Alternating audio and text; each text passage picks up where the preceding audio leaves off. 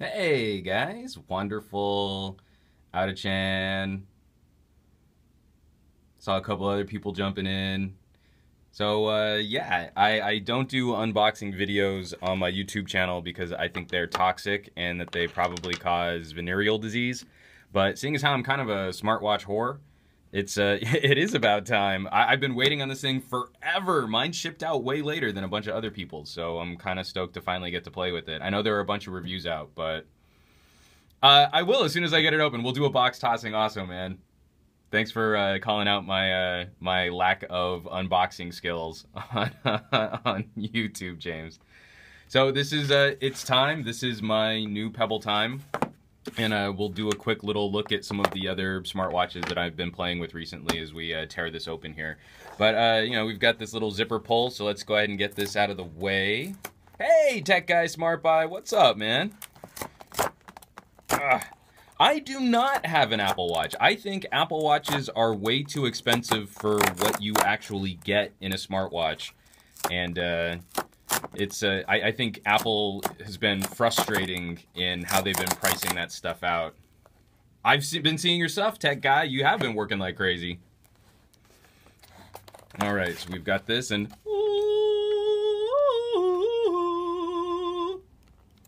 so this is the new Pebble Time. This is a really simple packaging, but I like it. It's super clean, gets right to the point. You open it up, and here's your watch. So I opted for super bright red on this one instead of the black or white versions. I have the black Pebble, and the first thing I wanted to do with the Pebble was throw a screen protector on it. I was kind of mad about the time after wearing it for a while. I like it more. Have you ordered the Time Steel? I have not ordered the Time Steel. I wanted to play with the plastic Pebble first. I kind of wanted to get a sense of what the new OS was like before I invested in yet another Pebble Watch. And honestly, I'm kind of hoping that they might send me one to review, just that I can get a feel for it. But this is the Pebble Time. You know, a little 3-button arrangement right there. I'll be stoked to start cracking into the new operating system. I only have the original plastic Pebble. I did get to review the Pebble Steel, but I never got to... I didn't own a Pebble Steel. And let's see, this is the Kickstarter backer. Oh, because I'm fancy. I'm fancier than you other people who didn't back on Kickstarter. Not that it mattered much, because I got mine crazy late. Oh, the band is like super supple, super soft, and it does have these little quick release pins, so it looks like a standard 22mm pin set. I've been really hyped about third-party bands. I actually just did a review on these really soft Horween leather bands from a Canadian company for other smartwatches, kind of dressing them up. And it doesn't seem to have an optical heart rate sensor, so I'll have to play with that. But let's kind of peel this off right here. Where's the little... I want to get that fresh feeling. You know when you pull off the factory screen protector? It's always one of the best feelings in the world. Oh, yeah, you like that? Oh, peeling that off. Oh, yeah, that's great. That's hot. Yeah.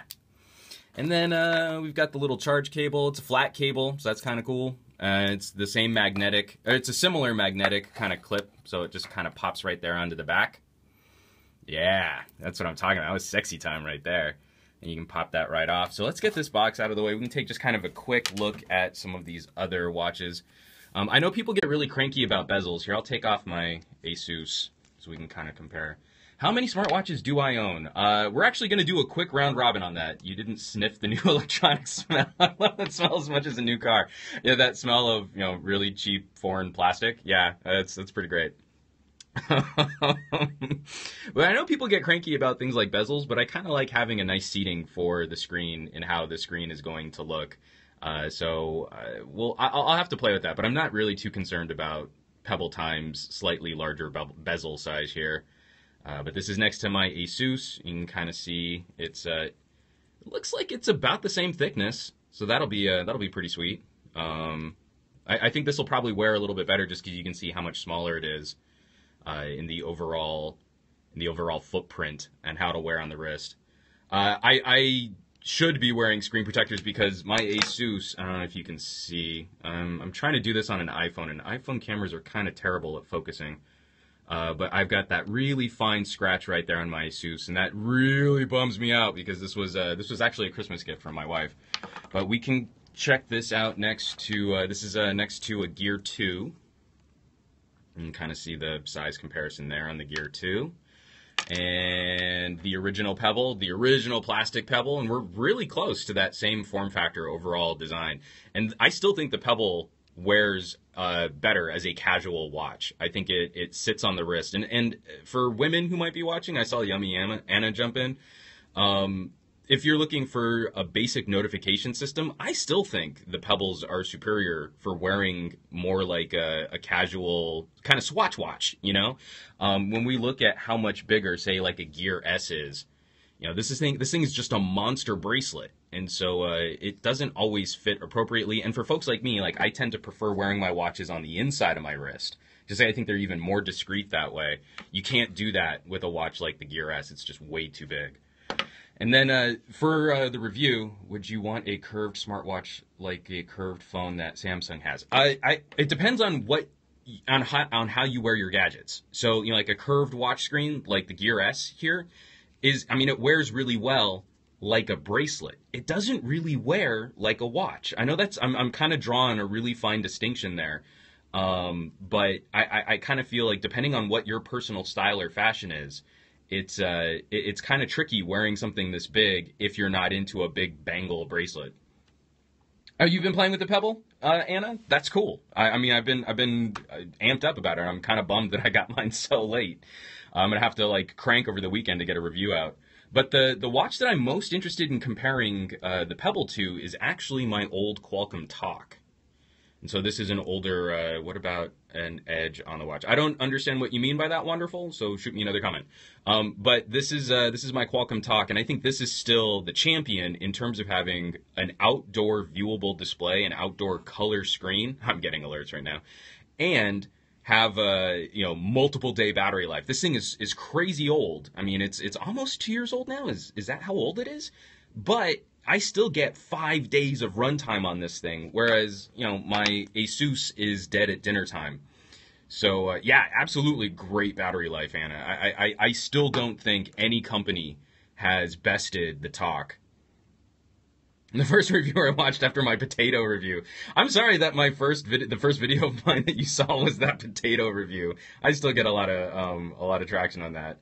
Like the Essex Edge. So the edge on the watch. So if you got rid of the bezels, I actually think watches need to be a durable product. So I don't mind having bezels if you're going to bump them around a little bit, if they get knocked into walls, or, you know, maybe you have to run, you know, you reach into a pocket and they hit up against your keys and stuff like that. I kind of feel lifestyle stuff like that, not when we're talking about like a premier quality timepiece. I don't think any smartwatch, even the Urbane, has really gotten to that premier, you know, nice fashion statement. I think these are all sort of lifestyle devices. This told me, it's like, well, I'm glad the potato review worked for you, man. So, you know, when I look at something like this, I don't know that I want wraparound bezel on the sides of the screen. With the Moto 362, I am too, especially after playing with other round watch faces. Like this is my LG G Watch R. And because I'm not a super flashy watch kind of guy. I like subtle timepieces. I like things that blend in well with lifestyle. And Urbane is just a little too gold shimmery. And I kind of like this basic black, especially now that I've replaced it. Like I said, I did a video review on these watch bands. This is a company that makes a little company in Canada that does all of these hand-stitched watch bands. And I'm super stoked on their products now. I'm going to get one of their wallets because I think they're just super slick. But I have not actually spent much time with the Microsoft Band. I have played with it, but not enough to really do a review on it. And how many watches do I own? I probably own around 20 watches, all told. In terms of smartwatches, these are all of my smartwatches right here. So we've got the Pebble Time, we've got the G Watch R, we've got the Asus, we've got the Gear 2, and we've got the Gear S. And we've got the Qualcomm Talk, and we've got the original Pebble, and this is kind of one of the funky ones. I need to charge this bad boy back up because I think I let the battery die. And this is the Martian Passport. So this is actually this is the very first smartwatch notification watch that I ever reviewed. And I still kind of dig it. It's super chunky now, like if we kind of show that off. It's super fat, but it's just a classic traditional timepiece, you know, for telling the time, and then a little ticker that runs at the bottom. So it's kind of a silly solution, but it actually works better than you think it would. Does charging them drive you nuts? That's the issue with most of them. So that's why I've been so hyped about the Talk and the Pebble, because both of these watches are going to have multiple day battery life. This Talk lasts me for 5 days. Oh yeah, the Guess, Girl Geek them. The Guess watch is made by Martian. Martian is the partner with Guess. I actually covered them. I got to meet up with them at their booth at CES. And so that blue, the one that I really like is the blue with the gold accents. I think that watch looks sick. But that's essentially a Martian. And so I'm hoping that we see more of these sort of third-party pieces come out. I know everyone's going to make this about Android Wear versus Apple Watch, but I still think there's enough room for other little competing watches. Like, I think Pebble started a conversation on simplicity and battery life. And I like having watches that you can see the screen outside. So maybe that's not the watch that I wear when I'm dressed up in a suit, but day to day, driving around in traffic, in California, bright sunny days, it's really hard to see an LCD or AMOLED screen. I want something that's gonna show a little bit better when it's hit with direct light. So that's why, even just these outlier watches like Martian and Guess are interesting solutions, and I hope that they don't disappear because everyone thinks it's just going to be a two-horse race between Apple and Google. And not to discount, what we might see innovative from Samsung now that the Gear S is out. Which one we might see them follow this up with. What do you think of having to pay a bigger premium for Apple products? That's a really complicated question, CEO Forever One. I kind of feel Apple has ceased to be a tech company. I think they're now trying to be a fashion brand. And that's not a bad thing or it's not a good thing, but I'm a gadget fan. So I want technology and I want to get, the best bang for buck. And I care about features and settings and all of those individual controls. And so I don't think Apple makes products for me, all made in China for 70 and sold for 350. Well, I'm not going to begrudge a company that can make a profit, but I just mean it's things like the way they've branded the Apple Watch Sport really bothers me as a consumer because they named it Sport. So that means it should be durable. But the Apple Sport Watch is actually the least durable of the Apple Watches.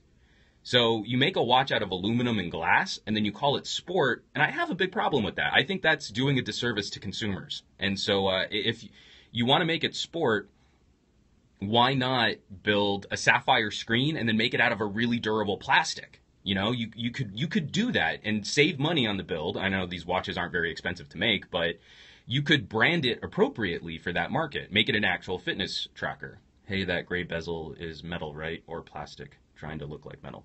I actually don't know. I think it is metal.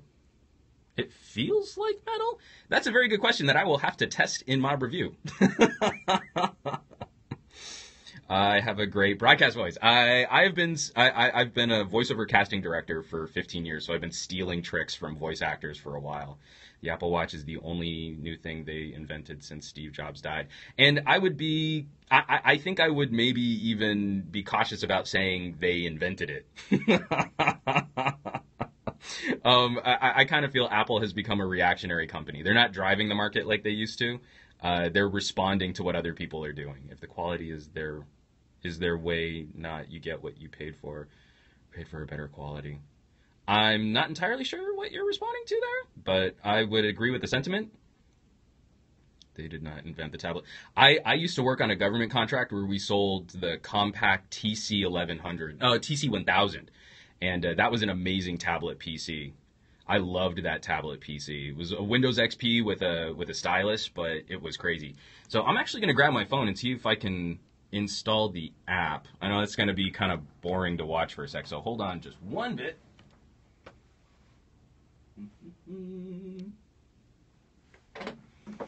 Okay. Yes, Apple is responding. That's a great way to put it. I want the Apple that used to be really competitive. And used to drive the market for new technologies, and now they just seem like they wait for other companies to do stuff first, and then squeak in after other companies have already proven a technology. So Pebble Time, let's install this app. I should have done this before we did the unboxing. Sorry guys, this is a super boring video right now. But if you have any other questions for me to ramble on about while I get this set up, we can go ahead and take care of that. So installing the app. Just smartwatches lying around. I'm sort of a watch whore anyway, so smartwatch doubly so. G4 your daily device now. It has been, but I'm actually going to be switching over to the Galaxy S6 Active so I can wrap up that review. I just haven't had time to set it up. Apple wait to make products better. I used to agree with that, but I don't see where their products are demonstrably better anymore. I just see where they're late to market. So I have the Pebble Time 8.3. I have Pebble Time. And, let me see if I can sign in. I don't want to show you guys my sign in right there. There's a video on YouTube. Did Apple even invent anything? I've seen that video. I think they make some really great points, but I think in the past, Apple really built a reputation on refining products. G4 S6 camera, your fave. Did I miss a video? I actually can't do drop tests on the Active because we're going to be using it for a media event where we're going to take it to a water park, and I want to make sure it doesn't get busted.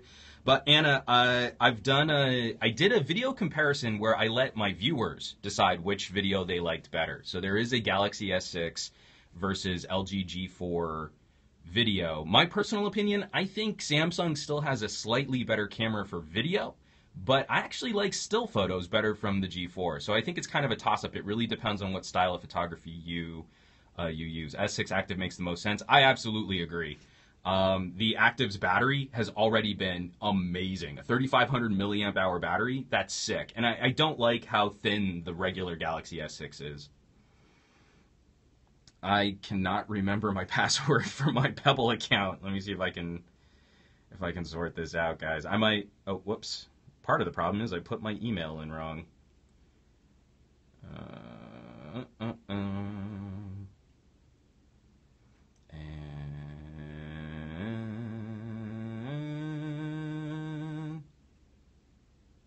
Agree, license statement.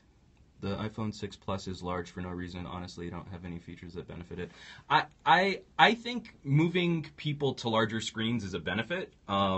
A lot of people I know are digging the iPhone 6 Plus just because this is their first opportunity to have a larger size screen. And so, I think that's good. But I think you're right. I don't know that any company outside of Samsung has really addressed the specific reasons why you move to a larger screen. In fact, Apple's solution is to sort of apologize for the larger screen. And it's paired. Oh, look at this little heart. Aww. From a company called Holla. Sorry for off topic. No, my profile pic is just something I shot a while ago in my living room. And it's tacky and it's horrible. And I should probably fix it at some point. Oh, but for the iPhone 6 Plus, I think Apple's features for the 6 Plus basically just apologize for the fact that it's a larger screen. I kind of want, I want to see another company come out. Like Samsung made the Note a productivity monster. That was their big focus on building in the larger screen, and I think that made a lot of sense. I want another company to come out with a reason why you move to a larger screen, not just, oh, larger screens are popular, so we should make one too. And I don't know what that is. I kind of feel there's an opportunity there for us to try and experiment with a gaming phone again. Or one of the things, I don't think Nokia intended it, but the 1520 is an amazing camera experience. And part of the reason why is because you have a huge screen to compose with. It's really easy to see if you've locked focus because you've got this monster 6-inch screen to play with. So I'm kind of hoping another company can step up to provide a specific reason, not just it's bigger so it's better, but really building it into the experience why you should care about having a larger screen. Because as much as I like the G4, I don't really think the LG's nailed that formula either. I like this phone a lot, but you've got a 5.5-inch display for what reason? And I don't think LG has a good answer to that. Let's see. God, I'm so sorry, guys. This is like making it better for illustration use. I mean, I think the S Pen provides a lot of benefit for stuff like that. I think Samsung was on the right track when they developed their solution for building out a phablet. And I think they still have the best focus on why you move to a big phone. Has a big display, small bezels. The iPhone has huge bezels. Yeah, think about it. The iPhone 6 Plus has the exact same screen size as the G4 that I'm holding right now, or the G3. The G3 is even a little bit smaller than the G4. And I think they made the fatal mistake of going for thin. If you make the device that thin, you have to secure the screen still. You still have to secure the battery internally. So you need to build in fatter, thicker bezels to make sure that all of that stuff stays in place on a gadget that's supposed to be kind of thrown around, thrown in a purse, chucked into the passenger seat or the cup holder. To get notifications on your watch, you need to enable Pebble in system settings. Open system settings. Do it. I command thee. And hit OK. Now go back. Ooh, I've got watch faces to play. Ooh, Mondrian. I like that. That's cool. Actually, I think let's install that right now. Have you heard about Apple trying to ditch the home button? What do you think of that? I think they need to. I think when we started hearing about the Qualcomm technology where you could do fingerprint scanning directly on the screen, that absolutely needs to be the next step for Apple, is moving to software controls. I think the home button on the iPhone is tragically overworked. And I think it's time for them to start playing with some other solutions for how they can build out their products, because they've been stagnant for a while. I know stepping up to the iPhone 6 was kind of cool, but all we got were slightly larger screen sizes. I don't know that it really, like my complaint about phablets, I don't know that they really changed up what it is that they offer there. So I'm digging this display, guys. If I throw light right on it, and how you can kind of not only can you still see it, but it actually looks better. The phone or the watch, the less moving parts, the better. My fingerprint button on the S5S hasn't worked in months. Yeah, it's really easy to get grit stuck under that button, and it's really hard to clean out on a gadget that thin. I'm sorry, there was one other question there that I just missed, and it was maybe about watches? Something about... I completely missed that. Sorry, guys. But yeah, I'm going to be stoked to try this outside. Because I know a lot of people have been criticizing because, it doesn't look super great indoors. And I don't care. My phone looks super great indoors, but my phone looks like crap in direct sunlight. So I want something that's going to hit the light right.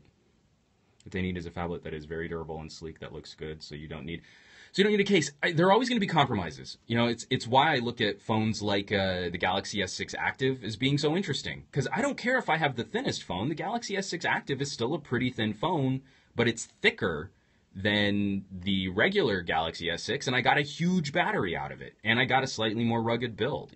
Those are the things that I think are more important lifestyle features. It's a basic smartwatch that works with Android and Apple. I imported watches. I'll have to check that out. I haven't heard of those. So the question was, do I think from the future, are we going to work from phones or from watches? What I think the future should be is diversifying.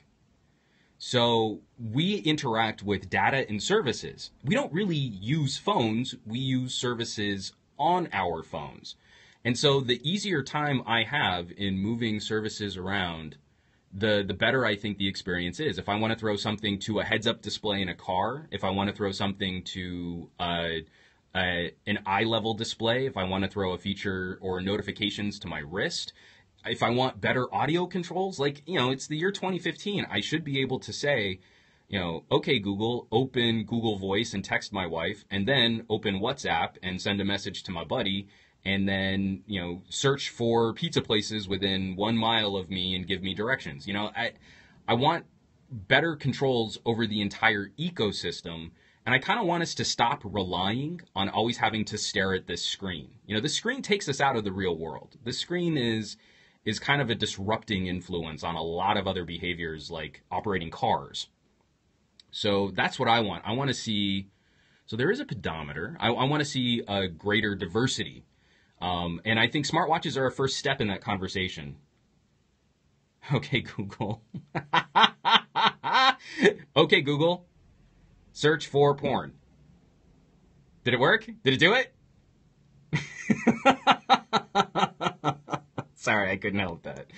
Um, but I think smartwatches, actually, I should take that back. Smartwatches are actually a second or third step in a conversation that I think started with Bluetooth headsets. You know, we started getting really hyped up about Bluetooth headsets because they can help us put down our phones for a bit. I think smartwatches are another example of a product that helps that situation.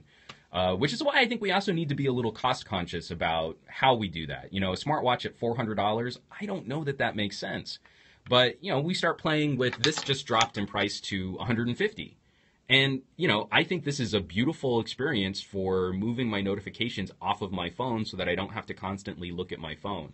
I was just out at a dinner last night, and I was still perfectly aware of everything that was going on around me. And I was one of the few people who wasn't constantly checking their phone. You know, I mean, it was a gadget geek dinner, so obviously we're all super plugged in. But I was the only one wearing a smartwatch. That's not true. One of my buddy Jeb was also wearing his OG Pebble. And neither of us ever had our phone out. We never got any piece of communication that was critical enough for us to interrupt our conversations or interrupt our meal, because we could just glance down at our wrist, check it out, and then go right back on. So I think that's worth, you know, the premium for owning a smartwatch. So I hope that we can kind of experience, you know, life a little bit more by spreading this stuff out. I want heads-up displays and sunglasses. I want, you know, better audio controls and bone conduction headsets so that I don't block my ears when I get alerts and notifications. But let's see what we've got. Tablet prices straight from the factory last year was $79. All right, I'll check them out, man. So you can see my awful taste in music, as I'm a monster at Bust a Move on karaoke. No one can best me on Young MC. I rap like a monster.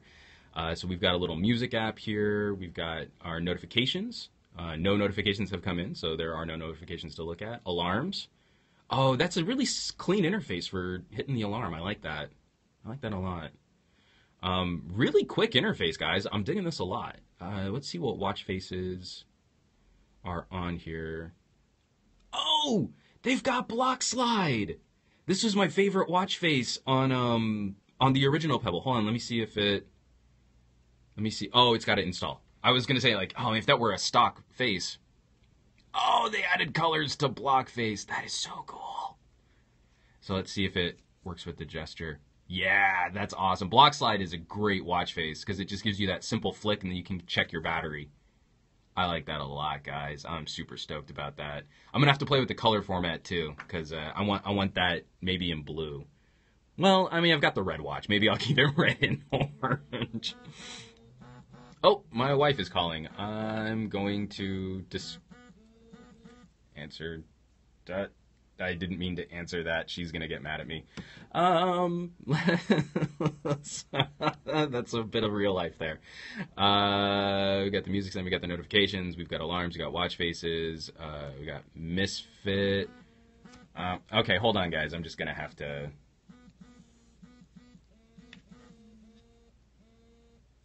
I'm going to have to text her real quick, just so that she doesn't keep calling in on this. But we can see right away that the notifications and the calling is working really well.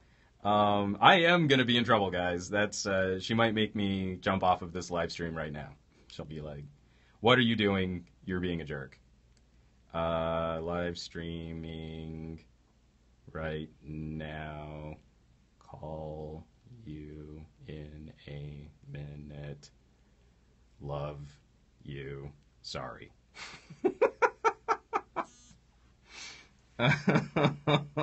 That's terrible. Oh, I hope that's nothing serious. So we've got the back button, we've got the home button, we've got Swarm by Foursquare. I probably really won't install that. Pedometer. So yeah, this is a really clean experience. I'm going to be firing it up to... Oh, it came with 50% charge. Not bad at all. Sweet. So yeah, guys, I'm going to be playing with this. I might also do a video just on swapping out the watch band because I've got a bunch of different watch bands to play with. Maybe throwing this on leather, see how that looks. I think maybe red and blue could look kind of cool in a Captain America kind of way. So I might swap out this watch band that I'm using on my Gear 2. But folks, that's been my unboxing and first look at the at the Pebble Time. I'm super stoked to play with another entry in the smartwatch market, and I think this will be a fun product to check out, especially because I think Pebble still has the best solution. Not for people who want that. You don't need to see that. Not for people who want like the prettiest interface. Like I think Android Wear still has a really clean, pretty slide graphical user interface, but if you care about battery life and you care about seeing your watch screen out in direct sun, I still think Pebble's going to have that best solution for it. So I'm gonna be stoked to play around with what the solution is. But thanks for tuning in, guys. You can catch all of my reviews on the Twitters and my website, somegadgetguy.com, and my YouTube channel, which is just my name, Juan Bagnell. But if you search for Some Gadget Guy, you'll find me there. Fun scope. Don't stay too long. Your wife will be joining you on Periscope. Actually, she just shot me a text. I think I'm okay, guys. I don't think I'm going to be grounded for ignoring her call while on a live video.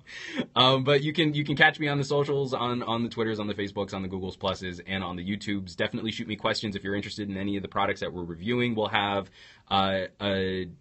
we'll have a camera review and speaker review on the Galaxy S6 Active, plus a full review on those. I'm also doing budget phones, the Alcatel, the LG G Stylo, and then coming up at the end of July and the beginning of August, we're going to be doing a monster round of giveaways, and you guys on Periscope are the first people to hear about it.